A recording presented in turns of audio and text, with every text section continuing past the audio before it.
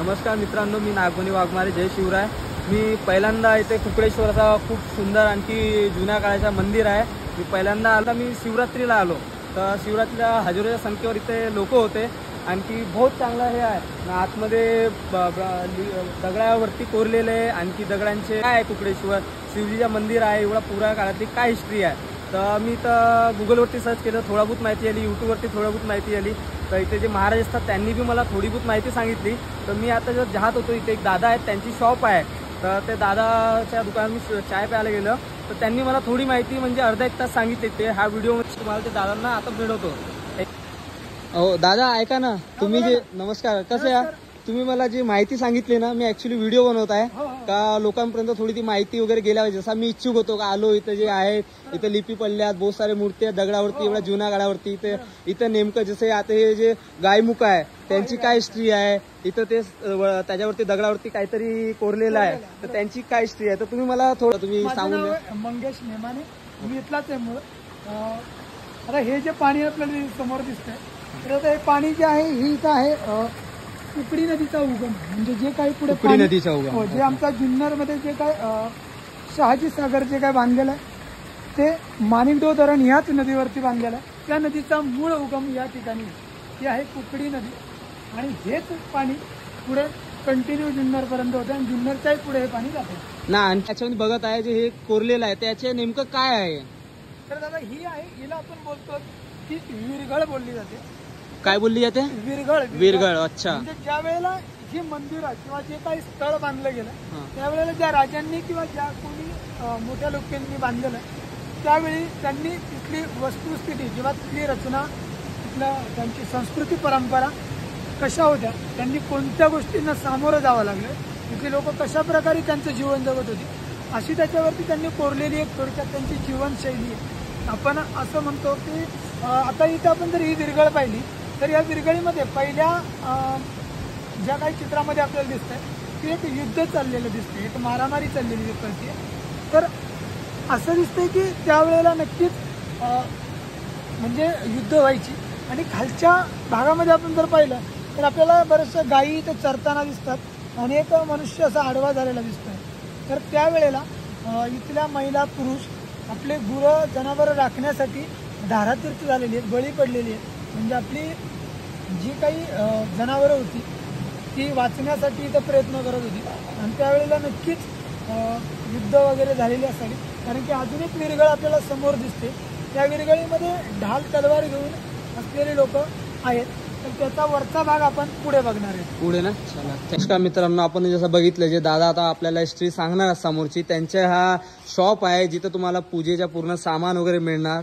आणखी तुम्हाला पूजेचं सामान, मिठाई वगैरे जे काही पाहिजे पूजेसाठी ते इथे मिळते. तुम्ही कधी पण इथे हा परिसरामध्ये आला, हा मंदिरामध्ये आलाय तर दादा जोडून नक्की तुम्ही पूजेचं सामान, तुम्हाला जे काही नाश्ता वगैरे पाहिजे तो तुम्ही घेऊ शकता. आपण मगाशी म्हटलं होतं की वरच्या साईडला अजून एक विरघळ पडलेली आहे, तर ती ही समोरची. अच्छा, तिथं जे विरघळ बघितली त्याचा दुसरा पाटा हा आहे. हा दुसरा भाग त्याचा हा आहे. तर याच्यावरती पण दाखवलेलं आहे की इथे महिला पुढे हातामध्ये शस्त्र घेऊन पळतात. मागणं काही सैन्य किंवा मागं जो काही शत्रू आहे तो ढाल तलवार हातामध्ये घेऊन पळतोय. तर त्यावर त्यांचा बचाव करण्यासाठी बऱ्याचशा काही महिला रिटर्न त्यांच्यावरती प्रतिगाव करतात. आता एकाला दोन दोघी जणी जो सोबत आहेत. तर ते असं इथं दाखवलेलं की त्यावेळेलाही युद्ध किंवा त्यावेळेला त्यांची लढाया झालेली आहेत.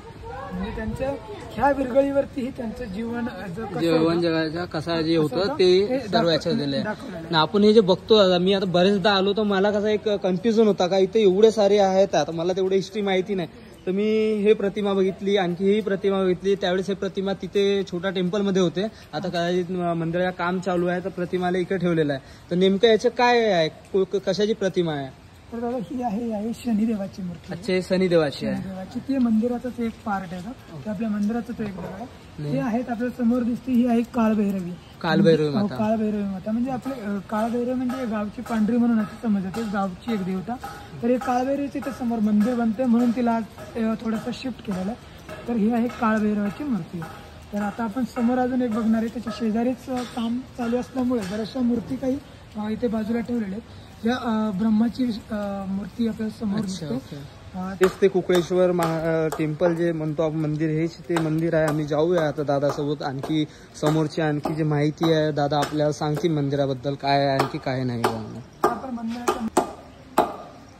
तर आपण आता जे आलेलं आहे ते म्हणजे श्री क्षेत्र कुकडेश्वर महादेव मंदिर, मंदिराच्या मुख्य द्वारामध्ये आपण आलेलो आहे. तर आता स्थापत्यकलेचा उत्तम नमुना म्हणून हे श्री क्षेत्र कुकडेश्वर पाहिले जातं. जुन्नर तालुक्यातील पश्चिम भागामध्ये एक 20 किलोमीटर अंतरावर असलेले श्री क्षेत्र कुकडेश्वर मंदिर, याच ठिकाणी कुकडी नदीचा उगम झालेला आहे. कुकडी नदीचा उगम हाच ठिकाणी झालेला आहे.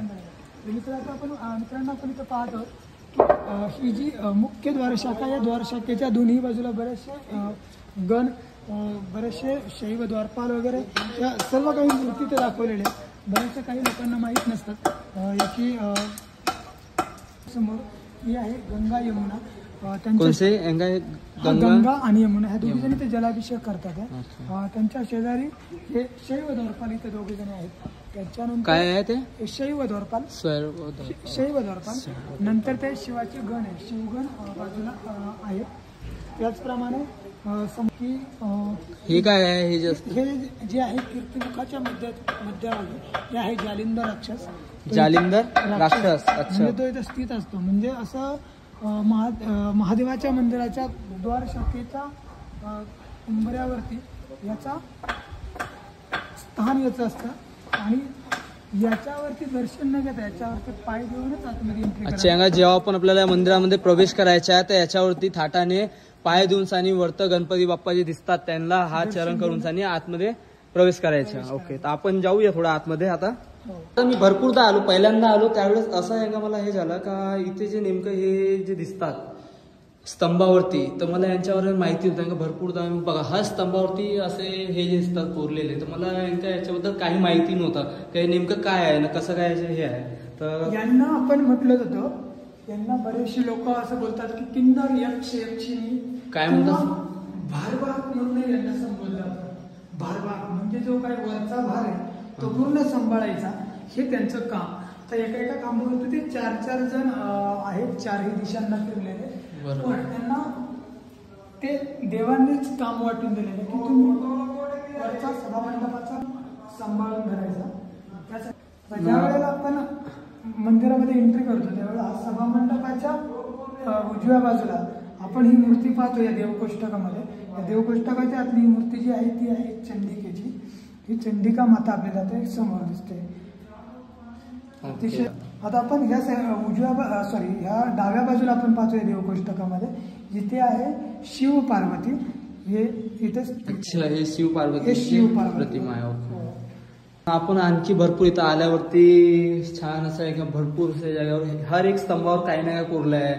तर काय नेमकं असं कोरलं आहे, कोणते भगवान आहे इथे पण तेच आहेत. वरती एकदम छान असे कोरलेले आहेत दगडावरती, एकदम हे प्युअर दगडावरती जुन्या काळामधलं आहे. किती वर्ष पुराण असणार कदाचित नक्कीच मंदिर आहे ना, 1200 ते 1300 वर्षापूर्वीचं मंदिर जुना असू शकतं किंवा त्याच्याही अगोदरचं असू शकतं.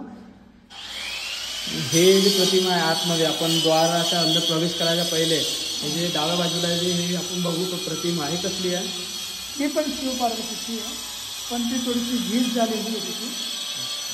उजव्या बाजूला गणपती बाप्पा, सगळ्यांनाच माहिती श्री गणेश. जय गणपती बाप्पा. आता आपण आतमध्ये प्रवेश करूया. प्रवेश करण्या अगोदर आपण समोरवरती बघणार आहोत. तर आपण आता सध्या आपण आहोत म्हणजे अंतराळ भागामध्ये. अंतराळ भागामध्ये दोन्ही बाजूला आपण 2 मूर्ती देवकोष्टकांमधल्या मूर्ती पाहिल्या. एक साईडला श्री गणेश, एक साईडला शिव पार्वती.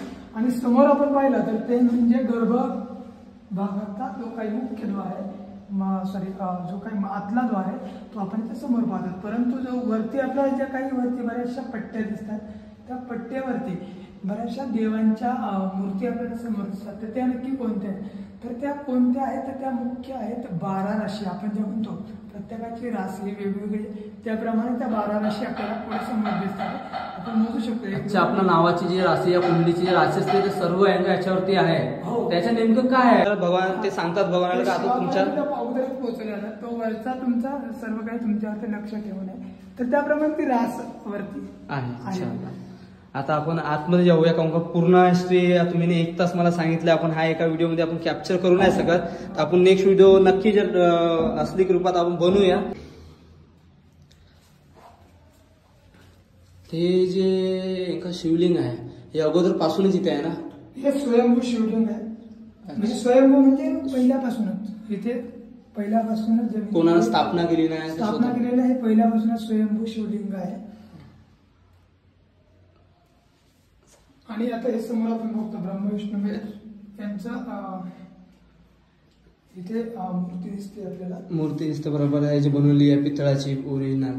तर ते आपण याच्यावरती हे करतो नाही, याच्यावरती आपण ठेवत नाही, ते तिथे असते का? अच्छा ओके. ना हे जे शिवलिंग वरती जे आहे पितळाचे बनवलं आहे हे आपण याच्यावरती ठेवतो का कधी कधी? हो हो, ते आपण तो कव्हर त्याच्यावरती. मी ज्या आम्ही प्रयत्न केला होता का हा मंदिराबद्दल माहिती जी आहे तुमच्यापर्यंत पोहोचल्या पाहिजे, या काय हिस्ट्री आहे ते तुमच्यापर्यंत पण माहीत झालेलं पाहिजे.